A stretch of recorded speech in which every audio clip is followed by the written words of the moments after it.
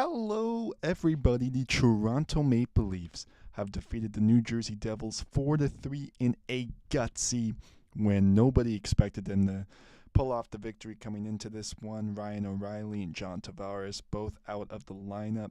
Luke Shen wasn't even in the game. He's back in Vancouver as he and his wife are celebrating the birth of their third child. So a lot of missing parts, but nonetheless, they were able to come together and solve this puzzle. Let's see how this all broke down here in New Jersey.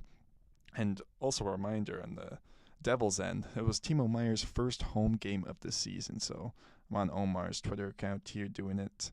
And let's begin. So this is how it started off. Yeah, Samsonov was really tested. This was an insane stop. It's a GIF form, so yeah, these are all GIFs, so I can't really show it. The first video I can get. I mean, basically the story of the first period was just so many chances for the Devils. The shots were like 15-2.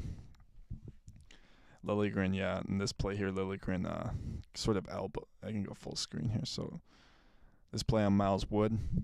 And they even mentioned on the broadcast how it's good for young defensemen to do this. I mean, Liljegren's not purposely doing that. In real time, it looks bad, but especially that angle, it almost does make it look like he's doing that on purpose. But it's more so Miles Wood running into Liljegren than him purposely doing that. Yeah, this is a better look. Let's see. I can get a full look of it here. It looks way better in this angle. Just wait 1 second. There you go. And there it is. Moving forward. Oh, yeah, so let's see. Is this a good, nice fall play here. William Nylander ties the game. There's some issues with the white balance I noticed on this specific camera for TSN. So that's why it kind of looks a little bit funky. But there we go. So TJ Brody gets it up. Sam Lafferty in transition. Using that speed, feeding it back to Willie. 1v4 finds an open Calle Yarncroke in front to tie the game.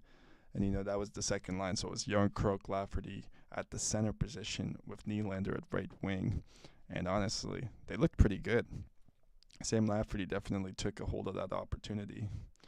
And they looked pretty decent throughout the night. They were generally caved in, but at least when they could get into the offensive zone, they were able to make it work. Moving forward again. This is pretty funny. Yeah, let's go full screen here. I legitimately mean 1v4 because there's William Nylander. That's Sam Lafferty there that goes to the front of the net looking for potentially a rebound. But Calle Yarncroke, everybody's looking at Nylander there because I know that he's the most dangerous option on that line. So good work there by number 19 to get in all alone. And of course, I just somehow... There we go. Let's get back. Hopefully the game score is uploaded by the time I continue through here by Hockey Stats Card. Now keep going forward. Justin Hall showing why visors are good. I didn't really get a great look at that play. A good curve foot shift, grabs the puck and finds Brody in front. So if I kind of go like this, can I full screen Griffs?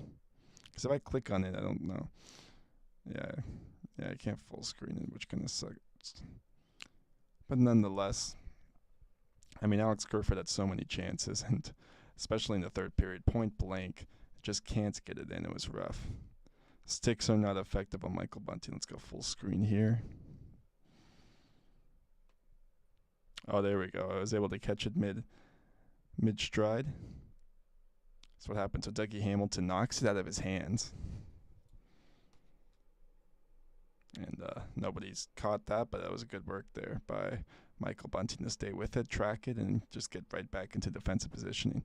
Pontus Holmberg had a rough game. He takes a double minor and just completely wrecks Andre Palat. I'm sure we're going to see the aftermath of Palat there because you could barely see it, I guess, there.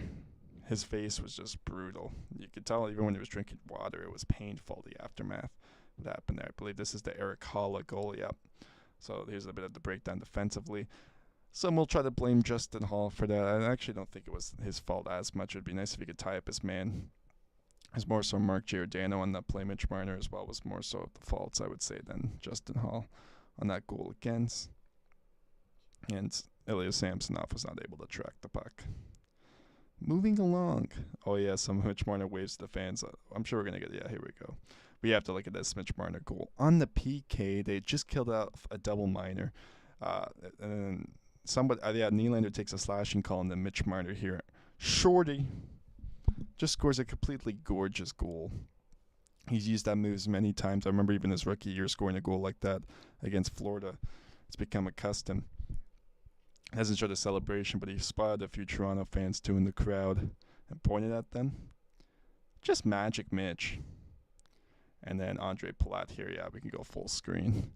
Comes back from that brutal high sticking, that stick to the face, and scores a goal, able to collect his own rebound, finds time in all alone. Let's see what exactly happened there. So it's Justin Hall and TJ Brody. Yeah, it's a bit of miscommunication there. It should have been Brody, if anything, that tried to activate onto Dawson Mercer, but good on Mercer, who's really involved. I really think is an underrated forward in this league. Is able to find Palat, who gets his second of 3 points on the night for him.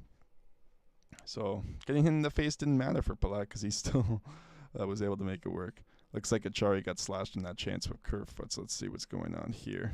So we went back and looked at it. Yeah, they almost scored another goal. Wow, this is just terrible quality. Let's see. Okay, there we go. It's a bit of, not Omar's finest, but it's okay. I mean, the guy's a legend doing this.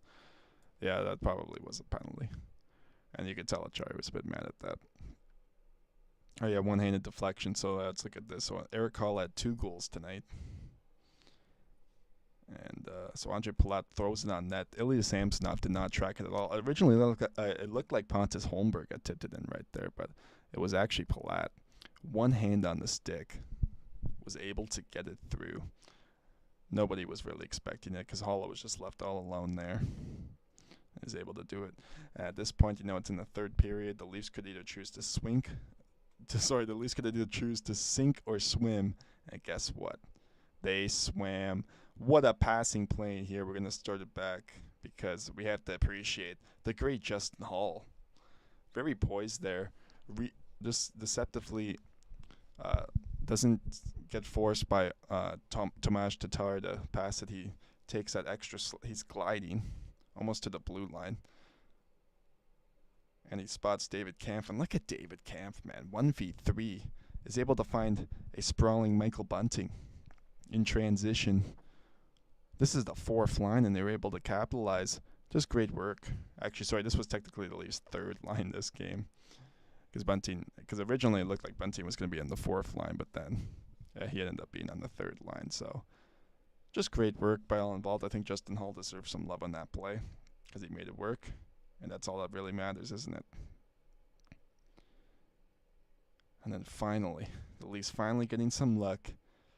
It's the GOAT, the man, the legend, Auston Matthews is able to score. Let's get another look at this as it goes full screen. And as you can tell, that celebration was worthy of being the thumbnail for this video. We're going to play it a couple times as it kind of settles down there. I don't know what's going on with the quality, but nonetheless, we're making it work. And it's William Nylander really reading it off, but look at Michael Bunting again. Great work there to not let that hit him at all. And I really like that. Auston Matthews, who gets his 29th goal of the year, so in 57 games.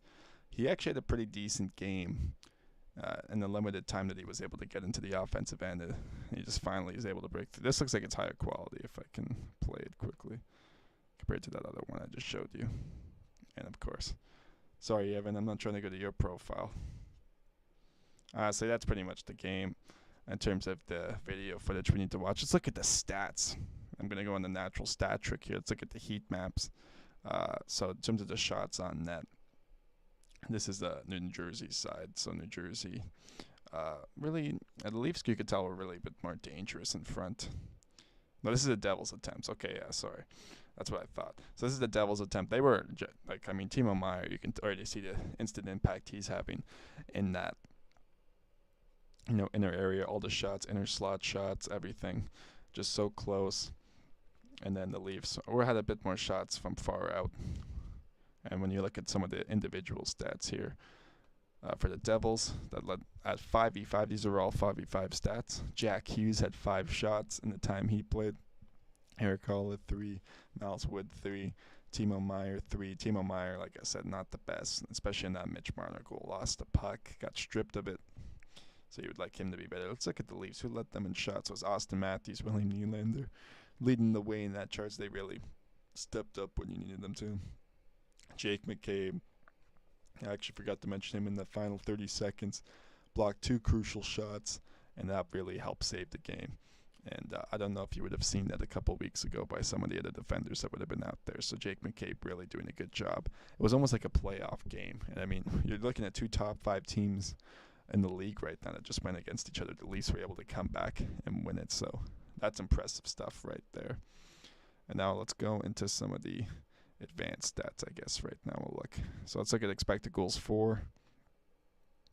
This is at 5v5 as well, so Andre, that third line, man, for the Devils will definitely be useful come the playoffs. Palat and Hala leading the way, both in like the 90th percentile, I believe, in expected goals for right there, 94. And then Brad, Boquist, Bastion. So the Leafs actually did a decent job there with Jack Hughes, although he was definitely dangerous at times. 67%. The Leafs was tilted this way. He wasn't able to score, and credit to Ilya Samsonov, who really stood on his head in that beginning part of the game. For the Leafs, there's pretty much no Leafs that won their minutes. Only a few did, like the fourth line did, in that limited time that they got on. Like, Nola Chari's been such a revelation since coming here. Morgan Riley was actually pretty good. I thought the Liljegren-Riley pair, even though it's going to show they got caved in a bit, where they didn't really allow too many high-danger chances. And Pontus Holmberg, Alex Steeves, I'll be honest, they didn't really impress in their luck as well. Looks like a money puck here to deserve the win-o-meter. Yeah, see the Devils, it's saying in the 69% range, 70% range.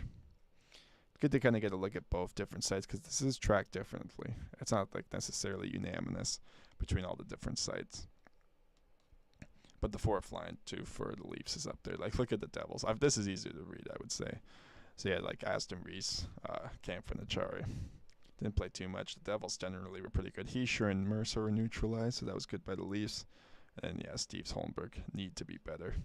And then, I think these guys will generally perform better in terms of the future performance. So the Leafs now are off until Saturday. And that'll be a fascinating game to watch and see who they can. Let me just double check. Who are they playing? Is it Montreal on Saturday? I feel like it's Montreal. It's Edmonton. Sorry, yeah, Edmonton. So we're facing Connor McDavid and the Edmonton Oilers. He's on pace for 70 goals. It's going to be another one featuring young emerging superstars. I mean, in McDavid's case, he is the superstar. And Jack Hughes is still a bit of the emerging superstars really coming to the fold these last 2 years. And the Leafs were able to stop him. They win 4-3. Thanks for watching my coverage on the Sports Spectator. I'm Jordan Jacklin, and stay tuned